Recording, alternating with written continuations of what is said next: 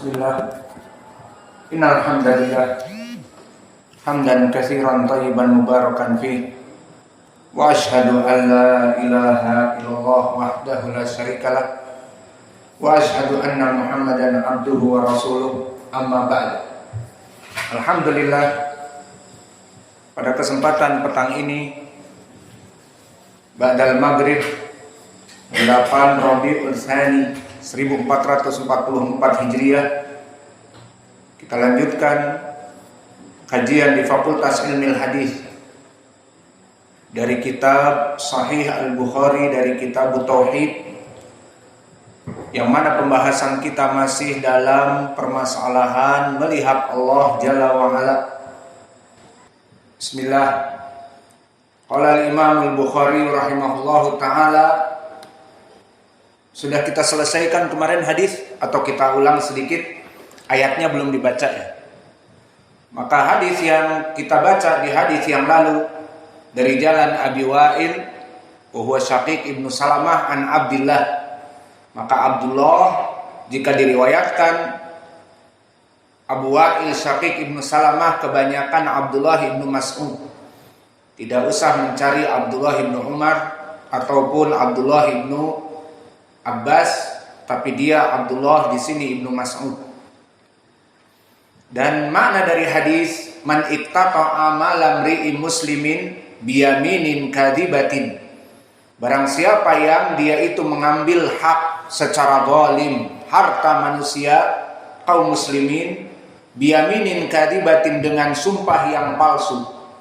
Maknanya bagaimana mengambil harta dengan sumpah yang palsu? Di zaman sekarang mungkin karena orang sudah tidak takut kepada Allah, mau ngambil uang tidak butuh sumpah-sumpah palsu, tinggal maling, tinggal korupsi dan sebagainya. Adapun di zaman dahulu masih takut kepada Allah, maka mengambil tanah milik orang lain, maka dia di saat ditegur oleh tetangganya, itu tanah milik saya, itu batasnya ada, dia akan mengatakan ini tanah milik saya juga, mana dalilnya? Akhirnya yang mengaku punya tanah dari tetangganya dan dia mengetahui itu punya tetangganya, dikatakan kamu punya surat? Kata qadhi di saat mengadukan, tidak punya surat bukti, namun diketahui dari nenek moyang kami itu tanah saya. Orang ini datang baru 2 tahun yang lalu, tinggal bersebelahan dengan kita, kontrak ataupun membeli tanah untuk rumahnya, namun bilang tanah belakangnya rumah saya, dengan dalil dari nenek moyangnya juga. Maka akhirnya perseteruan ini kemudian qadhi meminta dalil, dan tidak ada dalil dari surat tanah. Akhirnya qadhi meminta sumpah dari orang ini misalnya.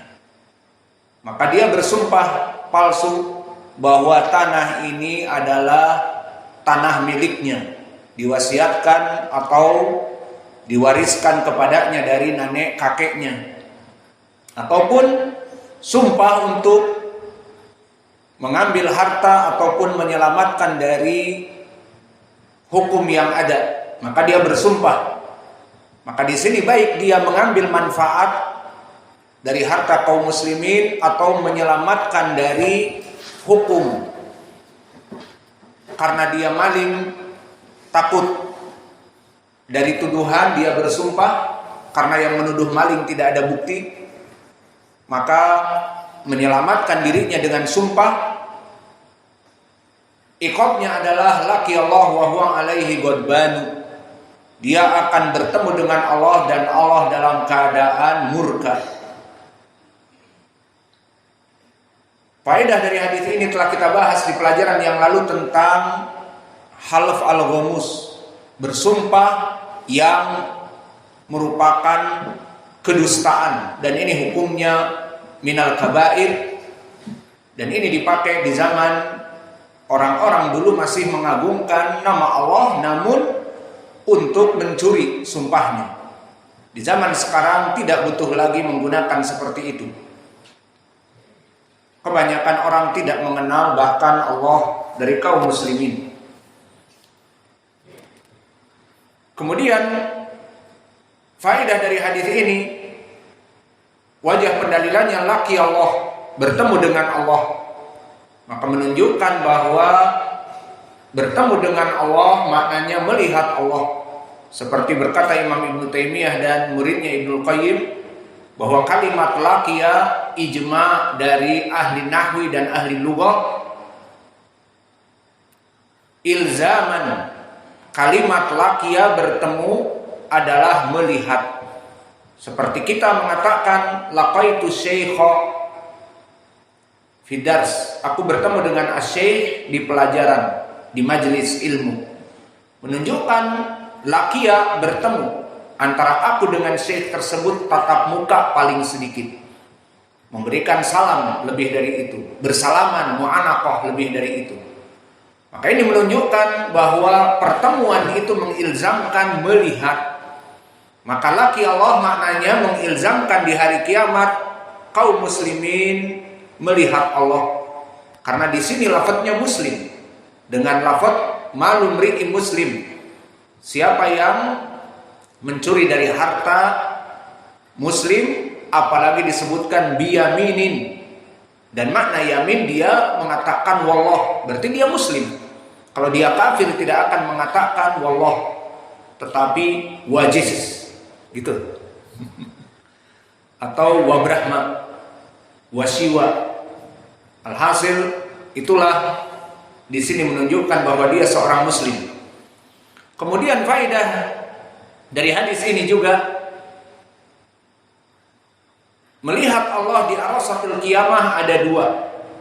Siapa yang bisa menjawab? Indak ya Aan. Di mana kita akan melihat Allah telah kita lewati? Di dua tempat. Di mana?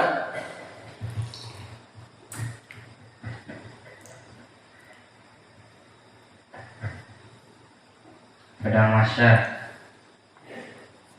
dan surga. Fil jannah wa fi arasatil qiyamah. Di proses hari kiamat. Ahsan. Maka kenapa? Belum selesai soalnya. Sudah pindah, senang dia. Jawab setengah. Masih ada soal lagi. Terus di sini hadis ini, laqi Allah wa huwa alaihi ghadban indak. Di mana ini tempatnya? Dari dua tempat itu.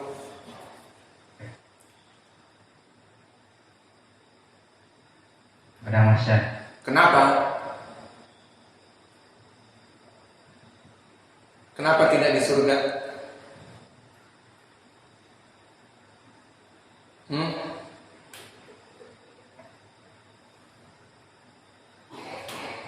Gak usah mikir seperti ini.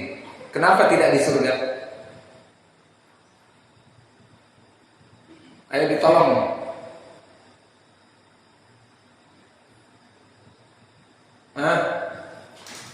Siapa yang menolong? Adiknya menolong? Gak tahu juga. Sa'ad menolong. Kenapa tidak di surga? Indah kayak fitrah. Mudah, gak usah dipikirin. Kenapa tidak di surga?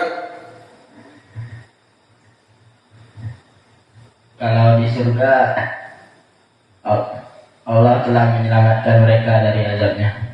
Mana ini adab di sini? Mana adab? Ghadban. Baik, bilang jangan gitu. Bilangnya kalau di surga Allah tidak akan marah kepada mereka. Allah ridho di ahli jannah. Maka di sini menjadi pendalilan bahwa Allah murka. Mereka melihat Allah di arasatil qiyamah. Maka melihat Allah di arasatil qiyamah tidak dalam keadaan bahagia. Maka oleh sebab itu ayat Allah yang menunjukkan melihat Allah di surga seperti wujuhun yauma idzin nadhirah ila rabbiha nadhiratu. Ini kita katakan di surga. Kenapa? Wujuhu yauma idzin nadhirah. Wajah-wajah mereka pada hari itu sumringah senang. karena melihat kepada wajah Allah. Di mana? Di surga. Dan begitu pun di dalam hadis yang kemarin, jannatan aniyatuhuma min dahabin, disebutkan melihat Allah fi jannati adnin, di surga. Dan juga di dalam ayat lilladina ahsanul husna wa ziyadah, ini pun di surga karena tambahan kenikmatan melihat Allah. Dan di hadis Suhaib ibnu Sinan berkata Allah kepada penduduk surga, aku tambahkan kenikmatan melihat wajahku, maka ini pun menjadi pendalilan di surga. Kesimpulannya, melihat Allah Jalla wa'ala yang penuh kenikmatan fil jannah. Walakin nadar ila Rabbina Jalla wa'ala, dalam keadaan seperti ini fi arasatil qiyamah. Maka ini menunjukkan, hadis ini menjadi pendalilan melihat Allah di arasatil qiyamah. Laki Allah wa huwa alaihi ghadban, bertemu dengan Allah dan Allah marah, bukan di surga. Dan ini masuk kepada keumuman hadis di Adi Ibni Hatim yang kita lewati.